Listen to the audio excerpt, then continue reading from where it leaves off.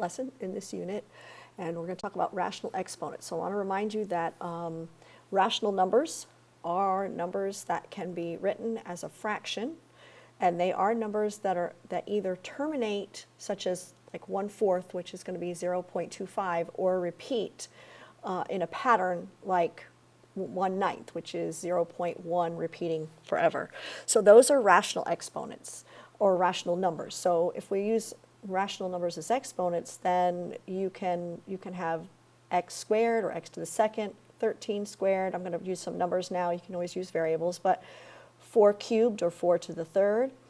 But the rational exponents that we're probably going to focus on, because you're used to those, to the second, to the third, and so forth, would be fractions like 8 to the 1/3, 32 to the 1/5. So you need to also know some parts so we can make sure that the vocabulary is there when we're talking about using these rational exponents. So the first thing is using the radical term is for the symbol, the radical symbol itself, square root symbol. The number or the base inside is the radicand. And then there are two other numbers that we haven't done much talking about. Well, the m makes sense that would be an exponent, because that's just like what you have over here. You've got a base of x raised to a power, so you have the base of 4 raised to the third power. Here you have x, which is your radicand, raised to the m power. And then this n on the outside is called the index. So those are the parts. If you need to pause your this video and make sure you have all that written down before you go to the next page, I suggest that you do so. And so, for example, we would normally read this as the square root of 15 or radical 15, depending on what you like, but it can be written using fractional exponents or rational exponents as 15 to the 1/2 power, or 15 raised to the 1/2. So when you have a square, this symbol here, the radical symbol, that without any number here for the index, that is assumed to be a square root. We don't usually put the 2 there, but that would be something raised to the 1/2 power. That's why you see 15, the square root of 15 up here. There's not a 2 there, but it's understood to be a 2. So that is an exponent of 1 raised to the second, or taking the square root of that. So the power is 1 and your index is 2.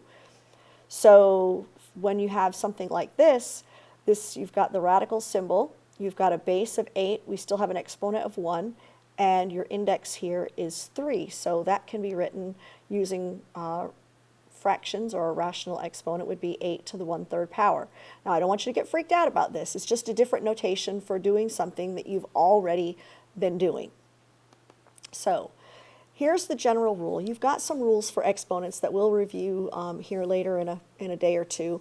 But the general rule for the rational exponents is that whenever you have a base a and you have an index of n, and this is an exponent of 1, it's this a raised to the 1 over n, or 1/nth power, 1 over n. So what if the radicand is raised to a power like this? You've got the radicand a raised to the power m with an index of n, so that would be written as a to the m divided by n, or a to the power of m over n. So that's your fractional exponent there. So now here, if we've got a number, we've got 8 raised to the second power, and an index, we want to take the third or the cube root of whatever that number is.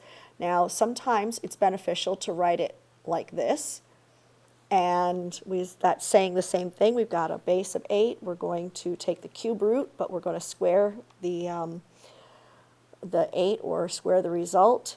So I want you to notice something here, that when I reveal this, notice that this way here has the squared on the 8 underneath the radical, and this one over here has the squared on the outside, and that is because I can actually take the cube root of 8. The cube root of 8 is just going to be, because I can multiply 2, we'll put these in parentheses, I can multiply 2 times 2 times 2, and that will give me 8. So the cube root of 8 is actually 2. So I can take the cube root of that and then I can square. So the cube root here is actually 2. So I would take the 2 and I would raise that to the second power. And so I'm going to make it just a little bit smaller here so I can put a raise to the second power, and then that should give you 2 squared, which is going to be 4. So that should end up being 4. I'm going to change that so I'm a little bit bigger again. So 4 is the result when I'm all finished here. So I have all of that simplifies to be 4 or evaluates to be 4. Whereas here, what we're suggesting you do is you keep that radical symbol, and we are going to take, let's see, I'm going to get my radical symbol from here, and let's see, where's my radical symbol? I'm going to find it here really quickly. So once I have the radical symbol to put into my screen, here it is. So I'll put that in here. So it's kind of large, but we'll make it a little bit smaller. So I can certainly keep this and make this 64 inside, because 8 squared is going to be 64.